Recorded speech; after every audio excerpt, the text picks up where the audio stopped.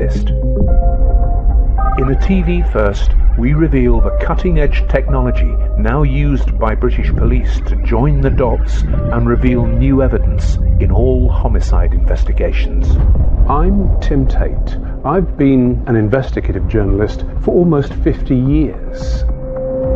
I'm Sam Robbins and I'm a criminal intelligence analyst. For over 20 years, I've worked alongside detectives on major murder investigations. Together in this new series, we are going to discover the fatal mistakes which prevented the perfect murder from ever being committed.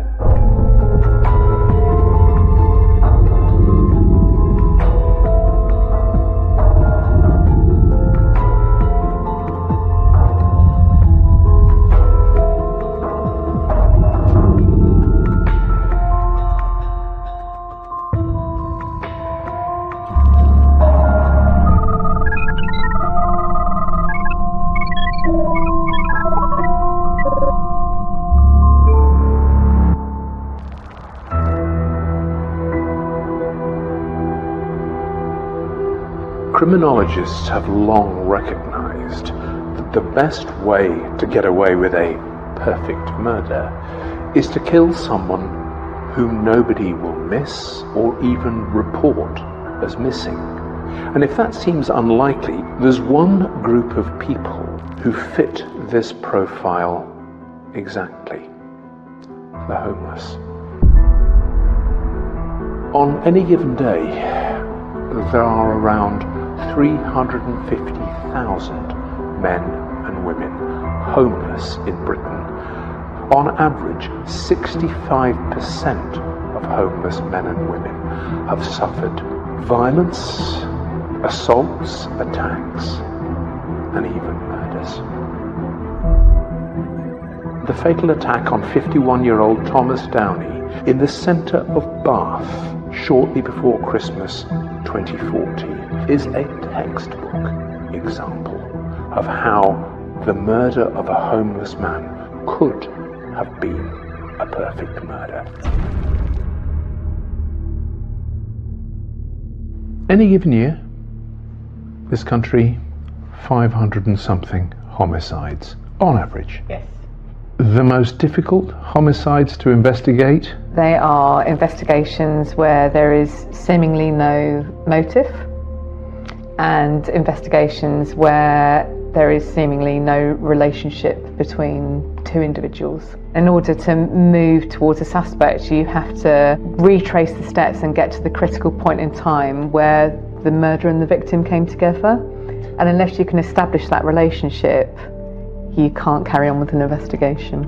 So essentially, what the investigating officers are looking for is the sort of thing that you do when you create an associations chart. Yes, very much so. So in investigations where you're unsure or you don't know the relationship, the best thing to do is to try and establish all of the associates that person had. You may have witnesses who give you information and a description about somebody, but they don't necessarily know the name that goes with that person. You're searching all the other information coming into the inquiry to see if you can match up the description so if you can to put a named individual. If you can put person A with place B with circumstance C. Yes, so it's a building, it's a layering of that information until you can adequately identify an individual or a potential suspect. What did you discover about how and when the case started? The case started, as a large majority of cases do, with the discovery of a dead body.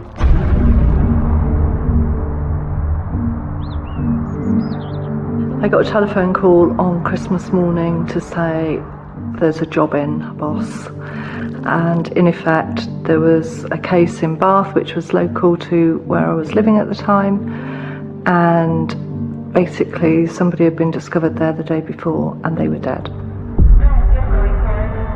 The victim had been discovered in a railway arch, a disused railway arch, at about lunchtime on Christmas Eve. The body was discovered as a result of somebody who said they were walking past the railway arch and had noticed that the person lying down in there, the victim, hadn't moved for several days. The police were called. They gained access into the railway arch. There was nobody there, a lot of debris on the floor, mud floor, and the victim lying there covered by a blanket. They arrive on the scene. There's no one else around, just the body. What's the automatic initial assumption? Depending on the weather, was it bitterly cold? Had they died from some form of exposure? Or also, is it in relation to some kind of alcohol or drugs related incident? So could it potentially be an overdose?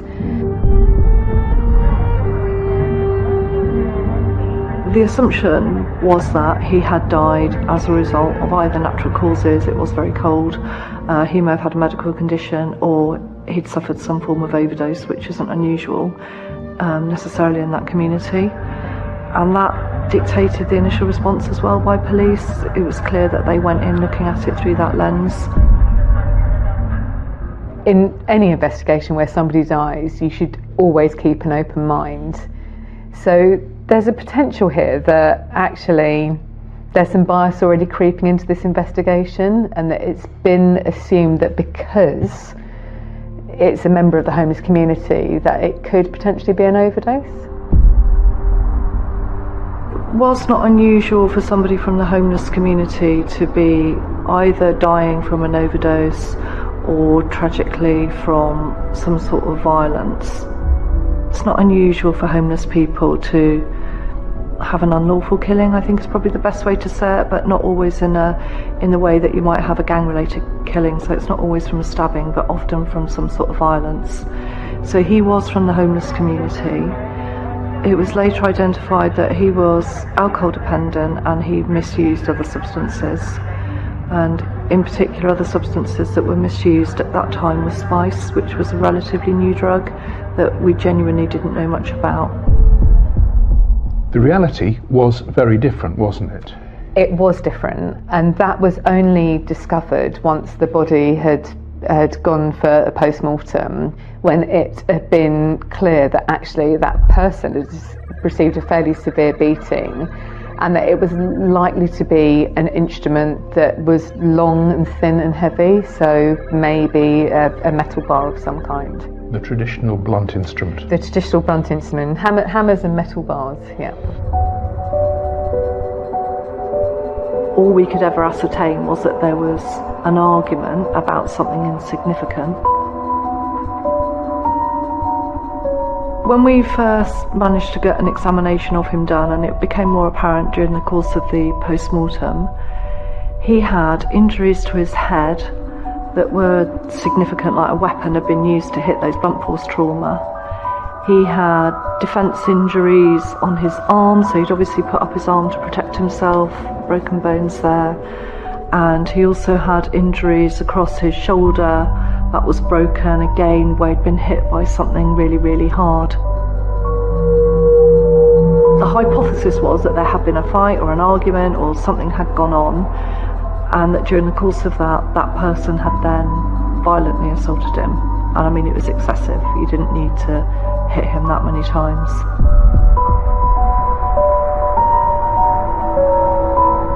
The crime certainly impacted the homeless community, because whilst their lives can often involve violence between themselves, and that's just sporadic or knee-jerk reactions, they still don't expect each other to be the victim of homicide.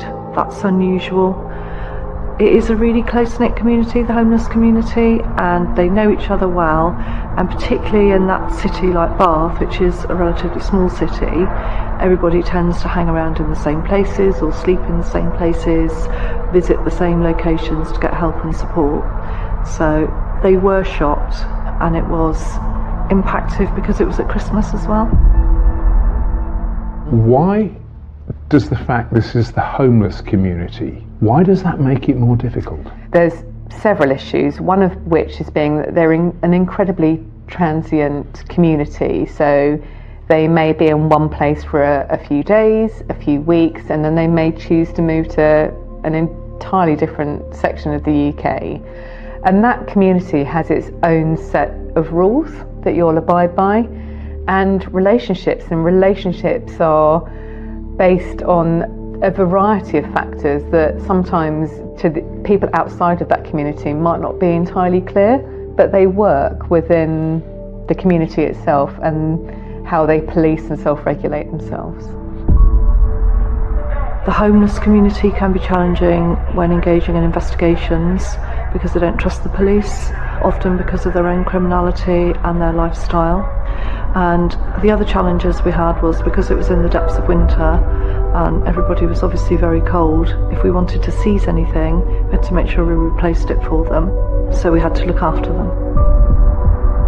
Very few people really are concerned about the murder of a homeless person, and that's because we just see these people really that they've kind of somehow failed or they're worthless. Had he been, the son of a doctor or somebody, an airline pilot, we would have probably seen much more media attention. We would see much more police attention. All of those lives are equally valuable, but for some reason we don't necessarily see this as something that's worthy of the attention and worthy of the resources to investigate that murder. Sadly, on the Christmas Eve when he was first discovered, nobody knew who he was. We weren't sure who he was, and it took a little while because he was living a long way from where his family came from to actually get him identified. Who is this man? Homeless people don't carry much in the way of identification. No, and that is always a significant problem, identifying people, and quite often this community will operate on nicknames, and those nicknames are interchangeable, and the people that you think are known by one nickname might be somebody else. Luckily, officers had a very good relationship with the homeless community, and they could talk to them and communicate with them. For me as an investigating officer, I was really lucky that the local community team based in Bath knew everybody in that community, spoke to them on a daily basis and already had those links. Rather than sending in detectives or people that didn't know them, asking difficult questions, what we did was we agreed the question set to ask the homeless community and then got the people that they knew to do that for us, and that worked really, really well. And they established fairly early on that the victim in this case was 51-year-old Thomas Downey. In that community, he was known as Manchester Tommy. This then was the victim of the attack just before Christmas 2014. Now, police had a problem. What to do next?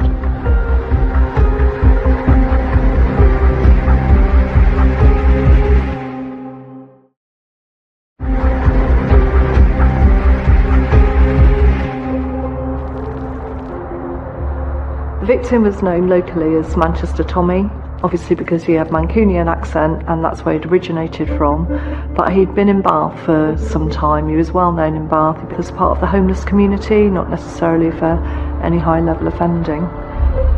Tommy had children, he was estranged from his wife, he'd lost his job, he'd started drinking, and really it was just a sequence of events that had led to Tommy becoming homeless. As a consequence of being homeless, that had then led him to become more dependent on alcohol and also then engaging in taking drugs. In amongst his antecedents, of which he'd been on the street for 10 years, so he had 233 minor criminal offences. But the standout one, and the one that he was most well known for, is in 2011 during the riots in Manchester. He took the opportunity to take a box of well-known donuts from a well-known donut shop, which gained him quite a reputation in that community.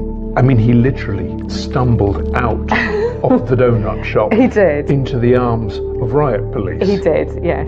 So his donut joy did not last a very long time, but it also lends itself to the sort of character that he probably was, and he was probably a lovable rogue. For his trouble, he got another 18 months in prison.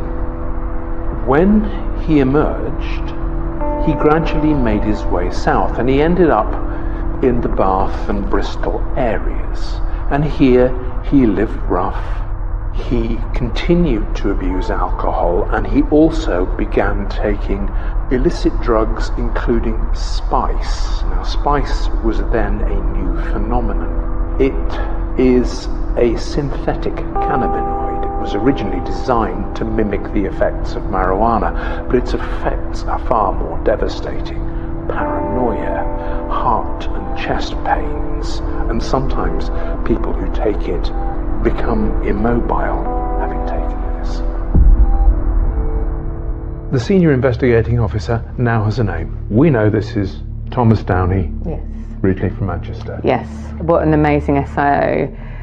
Community itself, and also, as it turns out later on, the family thought that not much attention was going to be paid to this case, and that the police weren't going to do as thorough as a job as they normally would on other murder investigations. Thomas Downey's murder would be investigated, but maybe not with the full force of the major crime team behind it, but how wrong they were.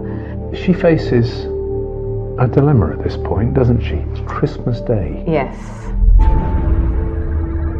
Had a really difficult decision to make on Christmas Day when we identified the victim, of going to see his family and upsetting their Christmas Day forevermore. But it was clearly the right thing to do, because it's not something you want to hide from somebody any longer than you needed to. And I was really fortunate to speak to the family of the victim when they came down a few days later to visit us down in the incident room. The victim's family are really important, and one of the reasons that the cases involving the homeless community don't often get any media coverage or feature on anything is because the victims aren't very well thought of. When that victim's family came to see me on the first day, the victim's family said to me, we didn't think anyone would be interested in the death of a homeless alcoholic. And it really struck a chord with me. As I said to them, well, not only am I interested in it, we're going to absolutely find who's done it and bring them to justice. And as we were having that conversation, people were being arrested, people who were not subsequently charged, but people were being arrested. And I think, and I hope, that that gave them some confidence that what I said was going to happen was going to happen.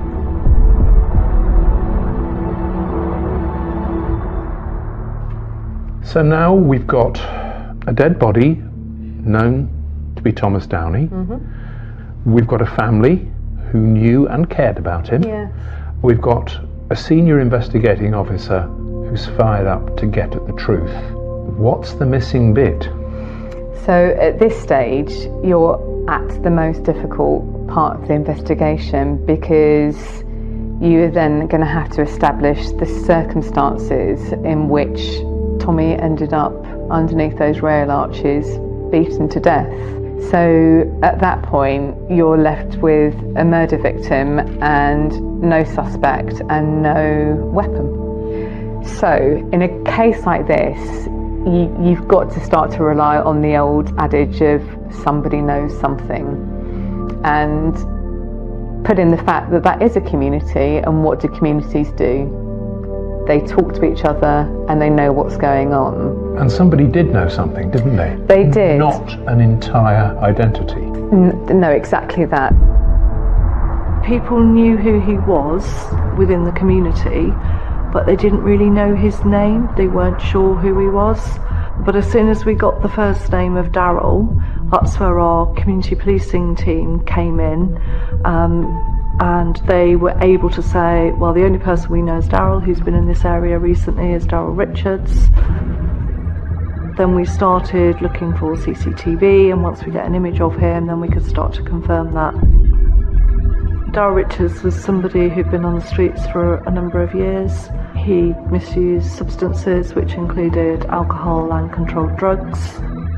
He did have a criminal history in the same way that a number of people do who live on the streets, which usually centred on property theft, so shoplifting and lower level offending, which is usually in line with stealing alcohol or stealing food or maybe stealing something to sell in order to source those other things. So not somebody who was necessarily particularly violent. He did have a violence in his background, but was not known on a regular basis as someone who was violent. So it appears that there was some intelligence that he had been responsible for Tommy's murder, and people around that kind of homeless community start to suspect that he had done that. There's possibly some previous incidents where he has threatened people, he's used violence and intimidation in the past, and certainly he would have used that fear and intimidation to exploit those people. These are people who are, living day to day. They're looking after themselves to survive. So they would not have wanted to find themselves, even though they wanted to help their friend Tommy and to try to solve the murder. At the same time, they need to look after themselves. And had the police not been able to secure a conviction, they would have left themselves vulnerable in that situation.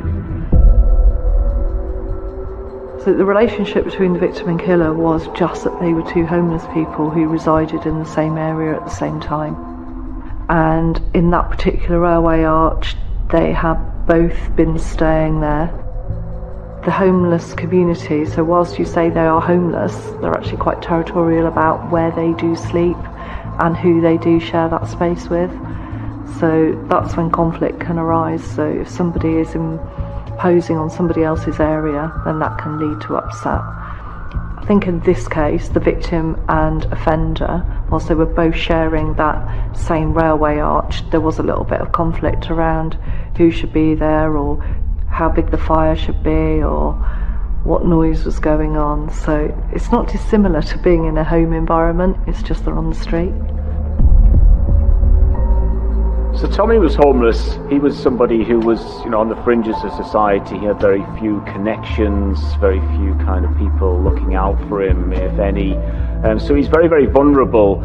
And he would have seen this, Daryl Richards would have seen this as an opportunity really to commit this crime, and that no one was going to really be looking, no one was going to be really miss him. And even if they did find his body, it was unlikely that the police were going to extend great resources into trying to find the murder of another homeless person who's died. And such is the state really of some people where they find themselves in society, is that they are really neglected in that situation. And he would have known that, and he would have used that to his advantage, and that's potentially why Tommy became a victim.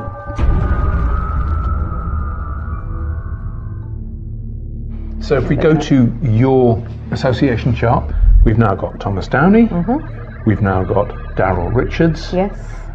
Next problem. So the next problem is tracking where Daryl Richards is. Given that he also had antecedents, then there would have been visual images. So we've now got a name, we've now got an image of somebody, and the local Bath area was scoured. The PCSOs once again did a sterling job along with the major inquiry team, and he was nowhere to be seen. Again, particular problem with the homeless community, isn't it? Yes. They are, as you say, transient. Police did identify a member of the homeless community called Timmy, and Timmy had said, he'd witnessed a dispute between Tommy, Manchester Tommy, who is our victim, and another male. He didn't really know what it was about, but he had witnessed this dispute, but he did know that the other male was called Daryl. Our victim, Tommy, was discovered on the 24th of December, and we thought he had died around the 21st of December. And through doing some CCTV work, we then identified the key witness, Timmy, who told us that Daryl was present. He too was alcohol dependent, and whilst he gave some account, he was very frightened and didn't want to give the full account. Coupled with, he said he had gone to sleep in the arch and wasn't really aware of everything that had gone on. So the grounds for making the suspect, Daryl Richards, our key suspect and the person we wanted to find, was initially the account of the witness, Timmy, who was present there at the same time. He told the police that he remembered the date on which he had seen Tommy and Daryl Richards together. He said it was December the 21st, and he knew that, he said, because on that day he'd gone to a local petrol station and stolen snacks from it.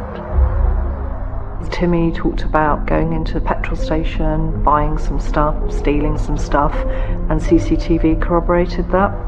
Timmy had gone to the petrol station on that day. But that date didn't match the forensic evidence. The post-mortem had shown that Tommy had been killed several days before the 21st. So Timmy couldn't be right, could he? The police decided to go back through all the evidence they'd taken from underneath the arches. When we were revisiting the exhibits, and in this archway there was a lot of items that we recovered, there was a railway ticket that related to the 16th of December, and we hadn't been able to get a last sighting of Tommy alive, so we went back to that as our start point and managed to get him coming back to Bath from Bristol. On the 17th of December, the same sequence of events, going to the petrol station, stealing things, that Timmy had relayed to us also took place. So in fact, the actual date of the murder was the 17th of December. It reinforced the belief that Daryl Richards had killed Tommy Downey. But there was a major hole in the police's case, and one which could cause problems should the case ever come to trial. That problem? There was no sign of the murder weapon.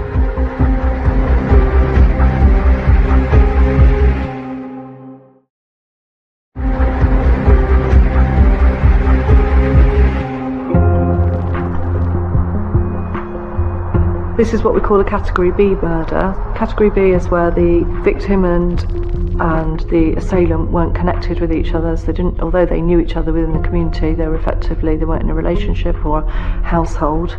We didn't know who the murderer was to start with, and we just had a really, really small team. We were not sure at the beginning what the murder weapon was because there was nothing present within the archway.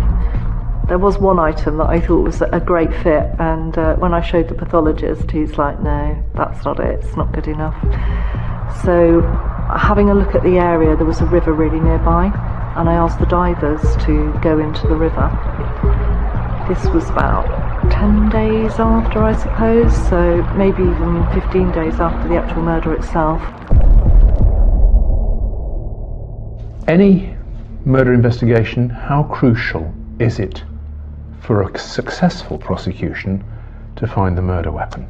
It's critical to establish the item that caused those injuries, particularly from a point of view of putting it in the hands of your suspect. So you're looking for those solid forensic links that are going to really firm up your investigation. To bring this case to court, she knows she's got to find the murder weapon. Yes.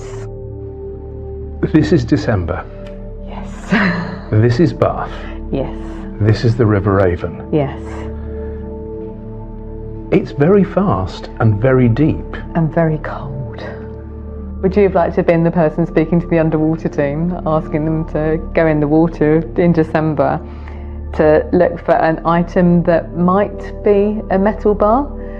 Bearing in mind it's been thrown from a bridge where probably all sorts of things, be it shopping trolleys and various items on drunk nights out, the conditions must have been horrendous for that underwater search team. There's an aspect to this that if I can't see it, then nobody else can, and nobody would ever find it. So disposing of the weapon into a water body is very commonly encountered in crime investigation because it's one way to try and destroy and hide the evidence. Police divers are very specialist individuals who are trained to recover material from water bodies, and in this particular case they would have methodically examined where they believed the murder weapon may have been discarded. Once they find it, there's a very clear set of processes that need to be followed in order to ensure that the material, the item, is recovered in a safe and secure way, and that once it is removed from that water, that any material that is associated with it is protected. The river in winter is high, fast flowing, and not an area that you would usually search unless you had a really, really good strong reason at that time of year. The divers brought out of the river 4 items. 3 of them were covered in green slime and not quite barnacles because it's not the sea, but that sort of thing, layers of rubbish on them. The 4th article was a long barbell that you have the dumbbells screwed on either end, and that was relatively new. When we took that out, I was talking to our forensic coordinator, and I said to him, I don't know, I'm not sure that that's going to be the weapon. And he said, well, I think it looks quite good, we'll send it off to get DNA. We know that the weapon would have been affiliated with blood staining from the victim, so that is a very rich source of DNA which can persist in very inhospitable conditions, including submersion in water. Our DNA techniques are so sensitive that they would still have a very good chance of recovering viable DNA from that type of weapon, even if it has been submerged for some time. And anyone who handles that implement will also be leaving their skin cells and DNA, which again can get caught in the nooks and crannies of a weapon. If there's a textured surface, it might persist there longer than, let's say, if it was a smooth surface. And we know very well that we can recover usable and viable DNA from items that have been submerged for decades. Having submitted our barbell, which we now believe to be our murder weapon, the forensic scientists managed to recover from one end of it a partial profile, DNA profile of the victim, and from the other end a partial profile, DNA profile of the offender, Daryl Richards.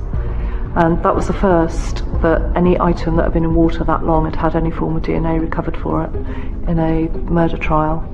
So, along with our witness testimony, our albeit partial profiles of DNA from the murder weapon, we then managed to identify some CCTV, and whilst it was from a distance, it showed the splash in the river and he was throwing the weapon into the river.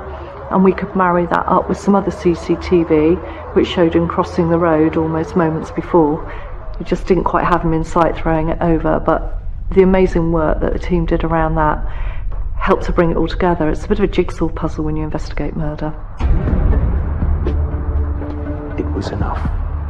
The problem was finding him, because Daryl Richards was not in Bath and was nowhere to be found. Where and when, from what you laid out, did the police first lay hands on Daryl Richards? So what they had to do, once they realised he wasn't in the Bath area and the likelihood is that he would have gone, is to start to widen the search for him. Theoretically, he could have been anywhere in the UK. He could have gravitated to a homeless community in a seaside town. They widened the search, starting in the local area as you do. You tend to start small and then work out. And once again, through excellent communications, saying, putting wanted people out, and he would have been down as wanted.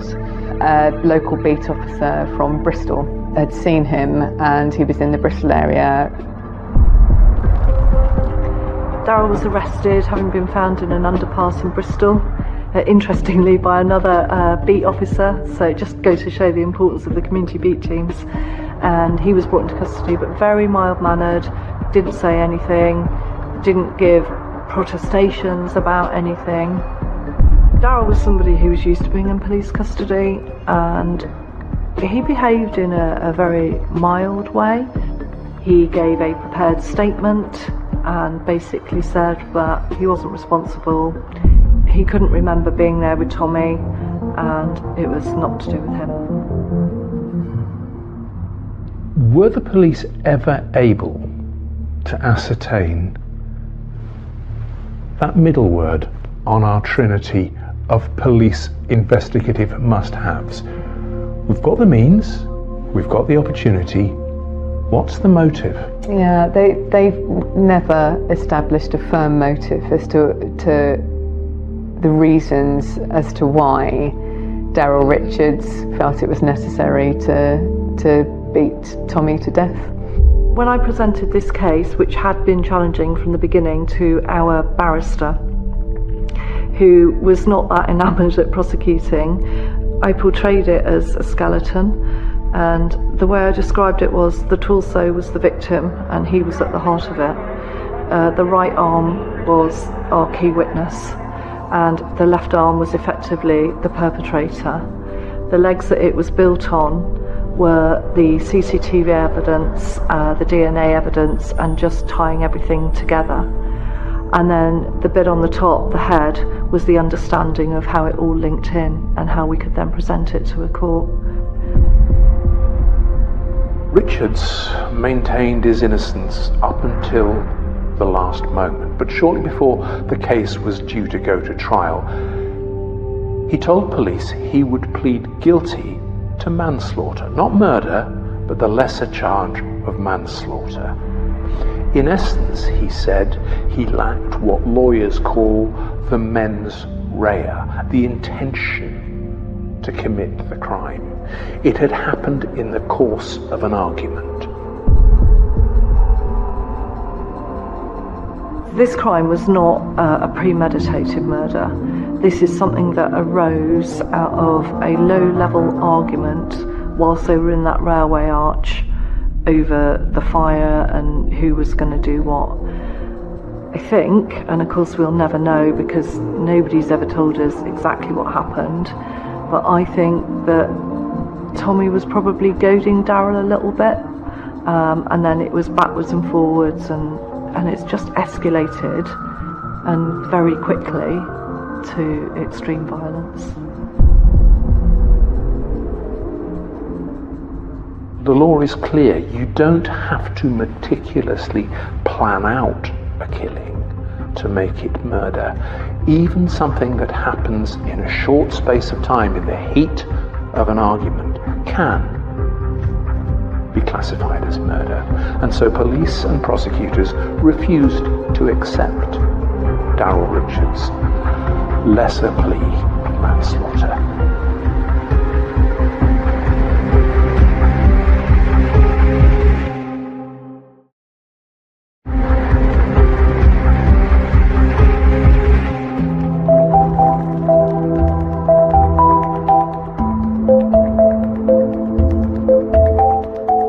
We didn't accept his plea to manslaughter, and we had a full trial. In the courtroom, Richards behaved in the very same way that he had in custody. He's still portrayed as somebody who was quite mild-mannered. He didn't speak at all during the course of his trial. He didn't give evidence and was just present in the dock looking on. The victim's family did come to court and they had their victim impact statements that were read out. And I go back to that point of people think because somebody's homeless they're not worthy or they don't have a life or they don't matter to anybody. But their victim impact statement talked about how the fact that Tommy was a father, he was a brother, he had been a husband, he was a son, and he was somebody who clearly really did matter to them. In December 2015, 1 year after he beat Manchester Tommy Downey to death with a metal bar, Daryl Richards was convicted of murder, sentenced to life imprisonment, and given a minimum tariff of almost 11 years. This case hit the media locally because it always will. If ever there's a murder locally, then the local news are interested, as they should be. It didn't go any wider than that, and when Daryl Richards was convicted, again, it was very local reporting in the media. I think people underestimate a case like this, the impact it has on the community, so the homeless community, the amount of work that still goes into investigating a homicide like that is significant, and it is important that we learn from it and help to prevent it happening in the future. So whether he could be rehabilitated is really quite a difficult question to answer. There is obviously a long history of drug and alcohol abuse, and he obviously found himself on the streets. So it's not to mitigate what he did in any way, and we must remember that he committed a very, very violent crime and murdered a very vulnerable, innocent person. So that goes at odds with whether we could safely release this person into the community again. I say sometimes in situations where there is a precipitating mental health problem or substance abuse, then there are some avenues there to address it. But certainly whether, it's possible to then, where would he go, what would he do, if he has any ability to find himself and build himself a new life, then potentially he does have a chance. But the fact that he was already on the streets and he was already struggling initially would go against him in some respects.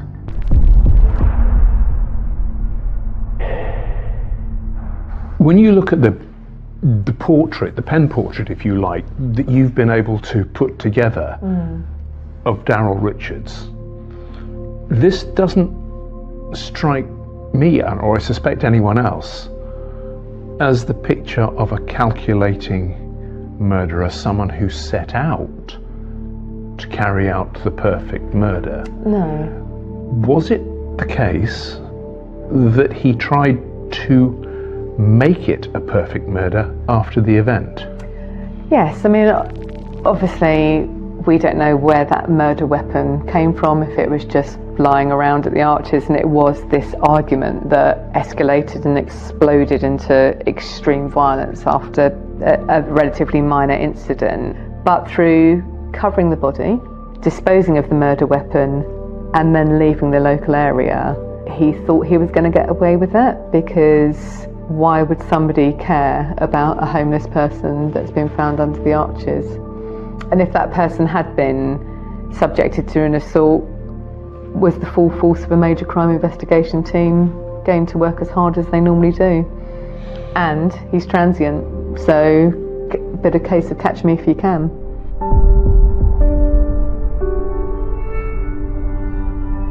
I think Richards believed he had committed the perfect murder. I think he thought he'd committed the perfect murder because the time between the murder and when he was arrested, I think he thought that perfect murder was definitely because he got rid of the murder weapon in the river and didn't think we'd get it out, let alone get any forensic evidence of it. I think he thought he'd got away with it, and it was the perfect murder in his view, because it involved another homeless person, a homeless alcoholic, and the police wouldn't bother investigating it, as well as another type of murder. He was wrong on all counts, but he was also almost right.